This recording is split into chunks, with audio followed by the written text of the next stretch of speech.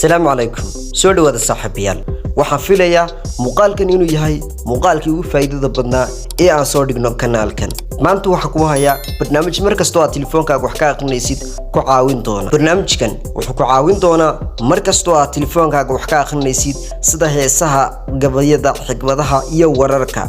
kaas oo qoraal kasto aad akhrinaysid kugu bedeli doona luqadaada hooyo ee afka Soomaaliga waxaan u maleynayaa inaan la aamini doonin bal la fiirso muuqaalkan taxsi oo uu madaxweyne ku sii ahaan karo Uhuru Kenyatta muddaxileedkiisa kadib saddex guul daro oo ay ka mid tahay dawladda badda oo haddaba kaasi hor dhicmaaye ku soo dhow muuqaalka faahfaahsan kanaalkan ha ilaawin inaad subscribe dhahdo videogan aad like galisid maadsani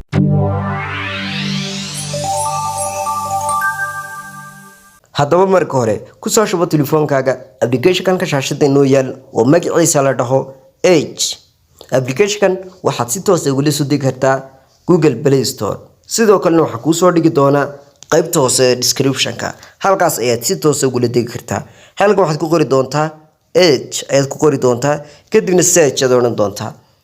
application kan u baahnay waa application ka shaashada inoo yaal application waa application aad u fiican qoraal kasto aad akhrineysana luqadaada hooyo ayuu kugu turjumi doona waan filayaa hore u maadan arag application qoraal kasta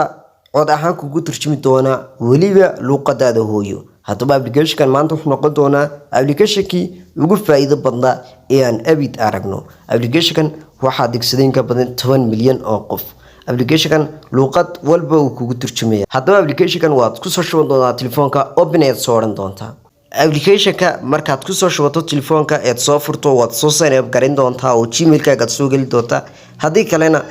sign up later aad iska oran doontaa haddaba application-ku waa sidii browser-ka halkan saad uga jeedaan wax waad ka raadin kartaa haddaba halkan waxaad ku qori doontaa wax kasta waad ka raadin kartaa halkan waxaad ku qori doontaa searching-ka tusaalahan oo kale bbcsomali.com halkaas oo kale saas oo kale tusaalahan qoro markaad u qortid application-ku markuu home-kan ku keeno si aad u bedelato oo aad af Soomaali ugu bedelato halkan aad ku dhufo saddexdan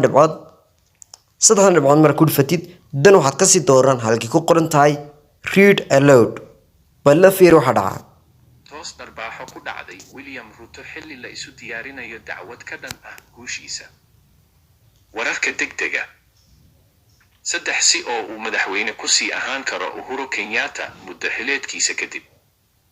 saddex guul daro oo ay ka mid tahay dawladda badda oo dawladda waxaan u maleynayaa inaad fahantay hadda sidaas fudud ayuu kugu turjumi doonaa wax kasta oo qoraal ah oo aad akhrin kari weydii amaba madaxu kugu xanuunay isla markaasna aad iska dhigtay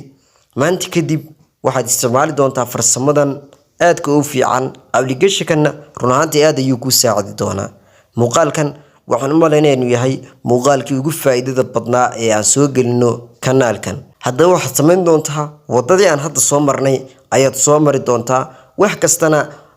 markuu san kugu soo baxo home-kan uu ku yimaado waxaad tagi doontaa saddexdan dhibcood markaad tagtid waxaad ka sii dooran doontaa halkan ku qoran tahay read aloud si fududna wuu kugu turjumi doonaa muuqaalkeena maanta intaas ayaan ku soo afmeeriyaa muuqaalkan dadka like share sidoo kale si share gare oo saaxiibada la wada intaan muuqaalkan iyo muuqaalka xiga ku kulmayno waxaan kaga tagayaa salaamu alaykum wa rahmatullahi ta'ala wa barakaatuh